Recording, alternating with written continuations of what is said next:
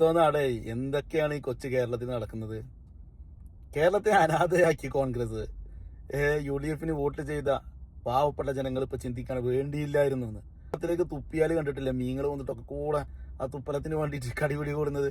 അതുപോലെയാണ് ഇപ്പൊ മുഖ്യമന്ത്രി കസേരക്ക് വേണ്ടിയുള്ള കടിപിടി. എന്നിട്ട് അതൊന്നുമല്ല, അവർക്ക് പ്രതിപക്ഷ നേതാവിനെ വേണമെന്ന്. പ്രതിപക്ഷ നേതാവിനെ തിരയാണല്ലോ.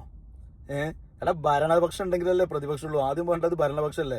ഇത്രയും നാളായിട്ട് ഒരു മുഖ്യമന്ത്രിയെ തീരുമാനിക്കാനോ ഒരു ഭരണസമിതി തുടങ്ങാനോ ഒരു മന്ത്രിസഭ രൂപീകരിക്കാനോ നിങ്ങളെ കൊണ്ട് കഴിഞ്ഞിട്ടില്ല. ഇനി മുഖ്യമന്ത്രിയെ തീരുമാനിച്ചാൽ ഇതിലും വലിയ ജനാധിപത്യ സൗന്ദര്യമാണ് കാണാൻ കിടക്കുന്നത്. മന്ത്രിസഭക്ക് മന്ത്രിമാർക്കും സ്ഥാനത്തിനും വേണ്ടിയുള്ള മുന്നണികളുടെ അടി കാണാൻ കിടക്കുന്നേ ഉള്ളൂ. കോലത്തിൽ പോയാൽ എങ്ങനെയാണ് ഇവർ 5 വർഷം തേക്കുക? എങ്ങനെയാണ് ഓരോ വികസന പ്രവർത്തനങ്ങളിലും ഇവർ ഒരുമിച്ച് തീരുമാനമെടുക്കാൻ കഴിയുക? എങ്ങനെയാണ് ഓരോ ബില്ല് പാസ്സാക്കാൻ കഴിയുക? ഇത്രമാത്രം ഐക്യമുള്ള നേതാക്കളല്ലേ മന്ത്രിമാരായിട്ട് ഇനി വരുന്നത്? കണ്ടറിയണം.